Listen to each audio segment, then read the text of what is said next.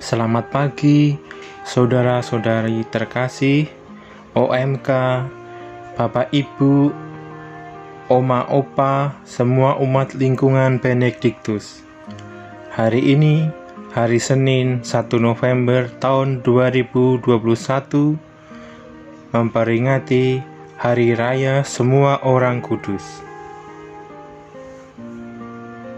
Aku melihat suatu kumpulan besar orang banyak yang tidak terhitung jumlahnya. Mereka terdiri dari segala bangsa dan suku, kaum dan bahasa. Bacaan pertama diambil dari kitab Wahyu bab 7 ayat 2 sampai 4, dilanjutkan bab 9 sampai 14. Aku, Yohanes, melihat seorang malaikat muncul dari tempat matahari terbit. Ia membawa materai Allah yang hidup, dan suara nyaring. Ia berseru kepada keempat malaikat yang ditugaskan untuk merusakkan bumi dan laut, katanya, "Janganlah merusakkan bumi, atau laut, atau pohon-pohon, sebelum kami memeteraikan hamba-hamba Allah kami pada dahi mereka."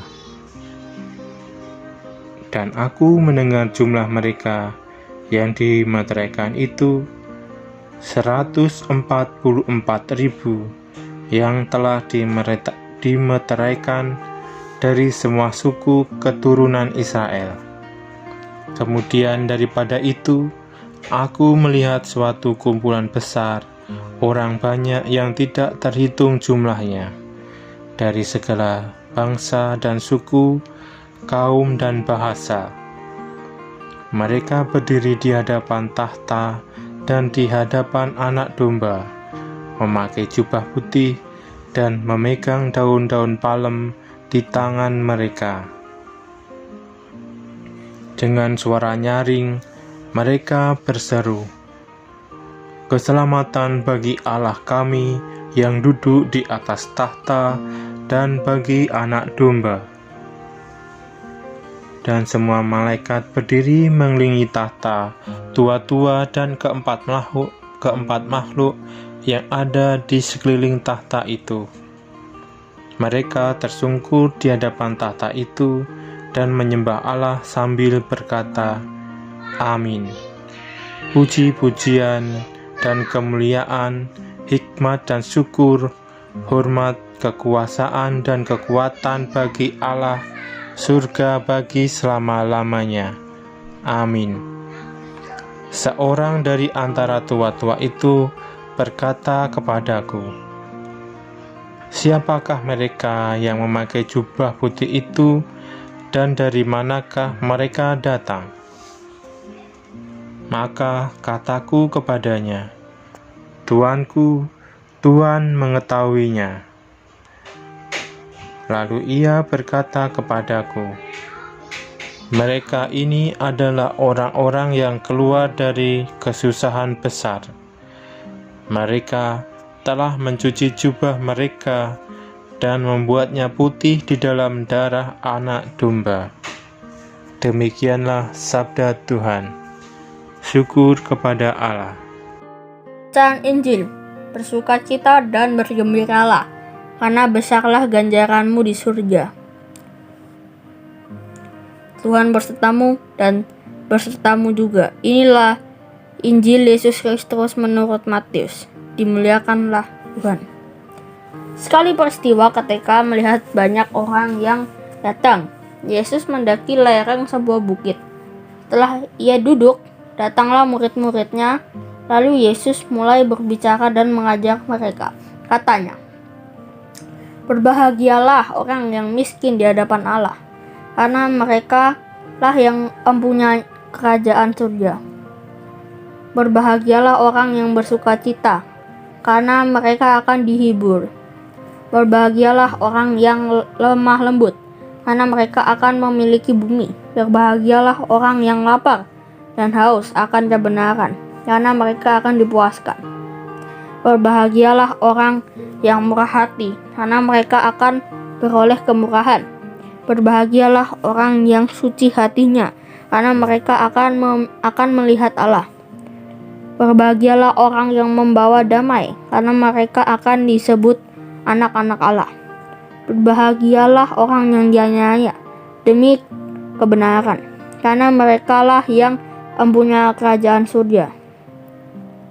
Berbahagialah kamu jika demi aku kamu dicela dan dianiaya, dan kepadamu difitnahkan segala yang jahat. Bersukacita dan bergembiralah, karena besarlah ganjaranmu di surga. Demikian Injil Tuhan. Terpujilah Kristus. Renungan diambil dari Inspirasi Batin tahun 2021. Sabda bahagia yang disampaikan oleh Yesus memang sangat menantang dan kadang-kadang sulit dipahami.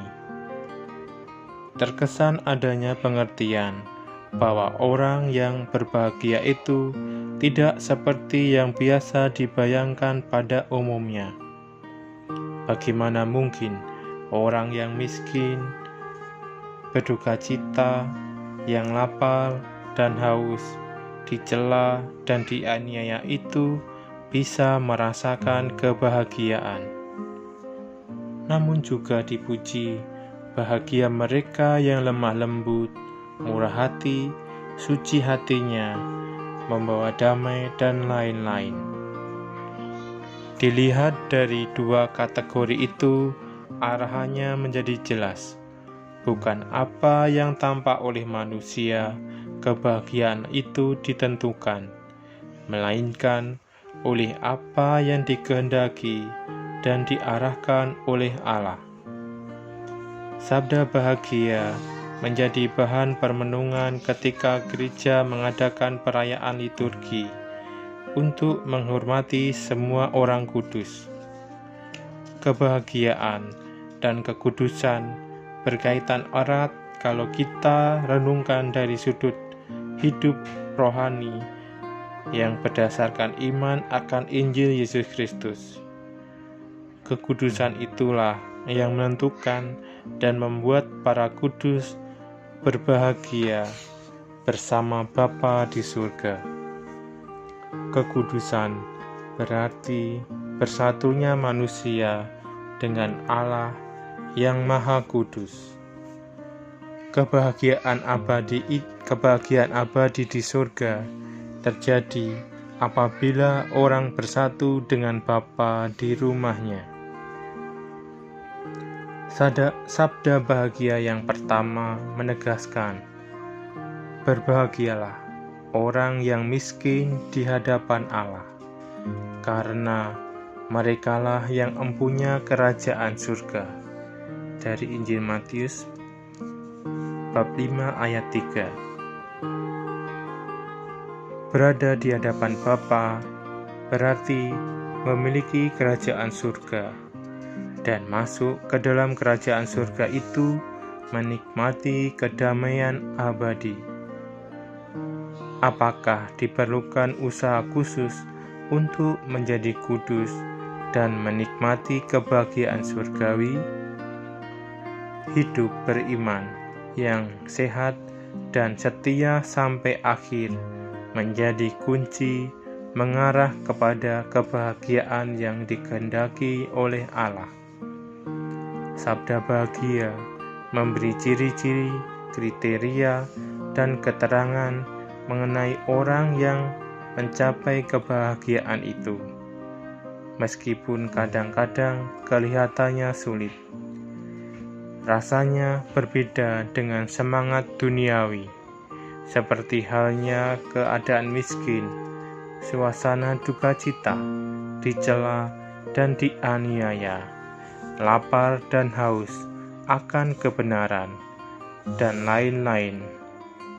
Namun disitulah ditunjukkan situasi kebahagiaan yang bisa dicapai, sementara sifat-sifat baik seperti lemah lembut, murah hati, suci, pembawa damai, bergembira dan bersukacita memang mudah dipahami kaitannya dengan kebahagiaan sebagaimana dikehendaki Allah. Apa yang dapat kita usahakan untuk mengarahkan diri kepada kebahagiaan yang disampaikan dalam sabda Yesus ini?